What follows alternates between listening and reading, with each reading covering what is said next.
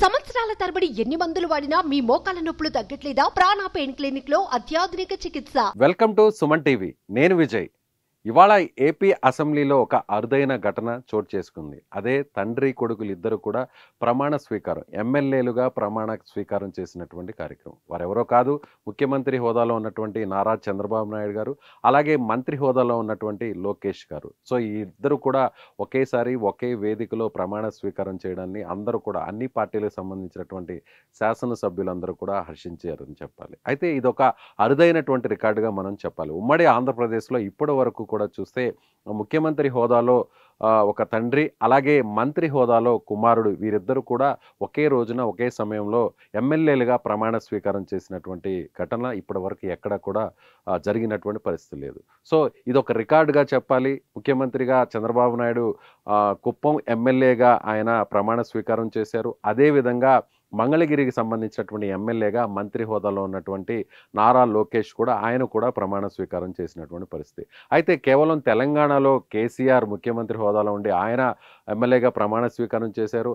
అదేవిధంగా ఆయన మంత్రివర్గంలో ఉన్నటువంటి కేటీఆర్ కూడా ఆయన ఎమ్మెల్యేగా ప్రమాణ స్వీకారం చేశారు. అయితే తెలంగాణ ఏర్పడిన తరువాత తెలంగాణ అసెంబ్లీలో ఇలాంటి ఘటన జరిగింది. అయితే ఉమ్మడి ఆంధ్రప్రదేశ్లో కానీ, ఆ తర్వాత విభజిత ఆంధ్రప్రదేశ్లో కానీ అసెంబ్లీలో ఇలాంటి అరుదైనటువంటి ఘటన ఇప్పటి వరకు జరగలేదనే చెప్పాలి. సో ముఖ్యమంత్రి హోదాలో సీనియర్ నాయకుడిగా, ఎన్నో పర్యాయాలు ఎమ్మెల్యేగా, అలాగే గతంలో 3 సార్లు ముఖ్యమంత్రిగా పనిచేసినటువంటి నారా చంద్రబాబు నాయుడు ఇవాళ 4వసారి ముఖ్యమంత్రిగా హోదాలో ఆయన కుప్పం ఎమ్మెల్యేగా ప్రమాణ స్వీకారం తొలిసారిగా ఆయన చేశారు.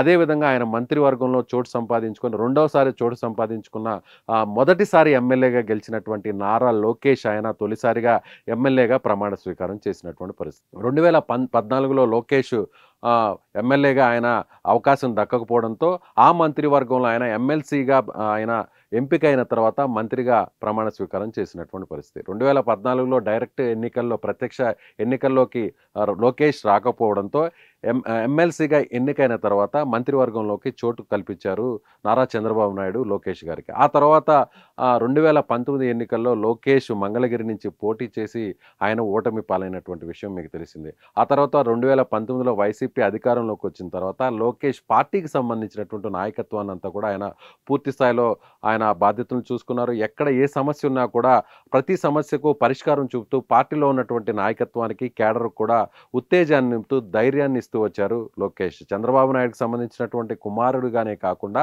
పాదయాత్ర నిర్వహించి, ప్రజాగళం, యువగళం అనేటువంటి పేరుతో పాదయాత్ర నిర్వహించారు లోకేష్. అటు కుప్పం నుంచి ఇటువైపు విజయనగరం జిల్లా వరకు కూడా ఆయన వేల కిలోమీటర్లు, వందల రోజుల పాటు పాదయాత్ర నిర్వహించారు.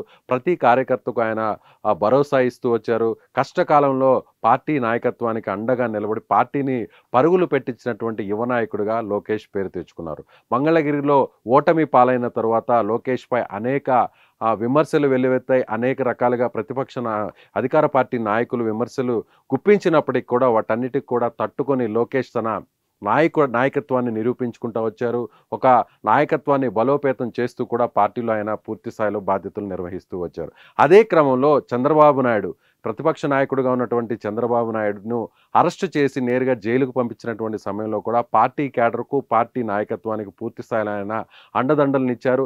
అదే స్థాయిలో ఢిల్లీ స్థాయిలో కూడా చక్రం తిప్పుతూ అక్కడ ఢిల్లీ స్థాయిలో ఉన్నటువంటి పెద్దలను కలిసి తన తండ్రి, అలాగే ప్రతిపక్ష నాయకుడు, అలాగే తెలుగుదేశం పార్టీ అధినేత చంద్రబాబు నాయుడు బయటకు వచ్చేంత వరకు కూడా ఆయన చేసినటువంటి రాజకీయ వ్యూహాలన్నీ కూడా మనం ప్రత్యేకంగా చెప్పాల్సినటువంటి పరిస్థితి. కష్టకాలంలో పార్టీకి వెనుదన్నుగా నిలుస్తూ, పార్టీ కేడర్లో ధైర్యం నింపుతూ పార్టీని విజయం వైపు నడిపినటువంటి నాయకుడు, యువ నాయకుడు లోకేష్. అదే స్థాయిలో ఒక సీనియర్ నాయకుడిగా, పార్టీకి సంబంధించి అధినేతగా ఎన్నో ఇబ్బందులు, ఎన్నో అవరోధాలను ఎదుర్కొన్నటువంటి చంద్రబాబు నాయుడు గారు మళ్ళీ తిరిగి 4వసారి ముఖ్యమంత్రిగా ప్రమాణ స్వీకారం చేయడం, ప్రమాణ స్వీకారం తరువాత ఇవాళ అసెంబ్లీలో చంద్రబాబు నాయుడు గారు కుప్పం సంబంధించినటువంటి ఎమ్మెల్యేగా ఆయన మళ్ళీ ప్రమాణ స్వీకారం చేయడం. మొదట చంద్రబాబు నాయుడు గారు ప్రమాణ స్వీకారం చేసిన తర్వాత, ఆ తర్వాత డిప్యూటీ సీఎంగా పవన్ కళ్యాణ్ ప్రమాణ స్వీకారం చేశారు. ఆ తర్వాత మంత్రులందరూ కూడా ప్రమాణ స్వీకారం చేసేటువంటి క్రమంలో వరుస క్రమంలో నారా లోకేష్ తొలిసారిగా ఆయన ఎమ్మెల్యేగా ప్రమాణ స్వీకారం స్వీకారం చేసినటువంటి పరిస్థితి. నారా లోకేష్ మీద ఎన్ని విమర్శలు ఎదురైనా కూడా, ఎన్ని విమర్శలు గుప్పించినా కూడా వాటన్నిటిని కూడా తట్టుకొని అదే మంగళి ఎక్కడ పోగొట్టుకున్నామో అక్కడే నిలబెట్టుకోవాలి అనేటువంటి పందాలో నడిచారు నారా లోకేష్. మంగళగిరిలో ఆయన ప్రత్యేకమైనటువంటి ప్రణాళికను రూపొందించారు. ప్రత్యేకంగా కొన్ని పథకాలను కూడా ప్రవేశపెట్టారు.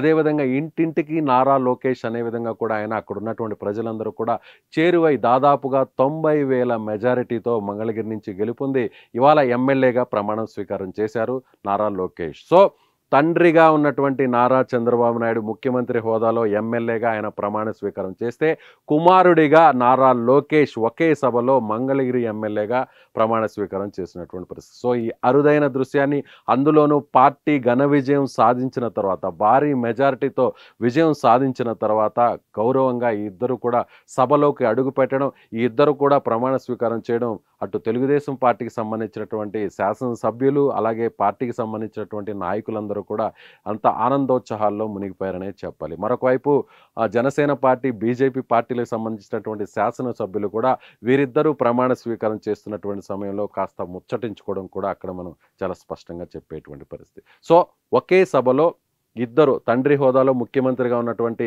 చంద్రబాబు నాయుడు ఎమ్మెల్యేగా ప్రమాణ స్వీకారం చేయడం, అదే సభలో మంత్రివర్గంలో ఉన్నటువంటి తొలిసారిగా ఎమ్మెల్యేగా ఎన్నికైనటువంటి మంగళగిరి ఎమ్మెల్యేగా భారీ మెజారిటీతో ఎన్నికైనటువంటి నారా లోకేష్ ప్రమాణ స్వీకారం చేయడం ఇవాళ అసెంబ్లీలో అరుదైనటువంటి ఘటనగా మనం చెప్పవచ్చు.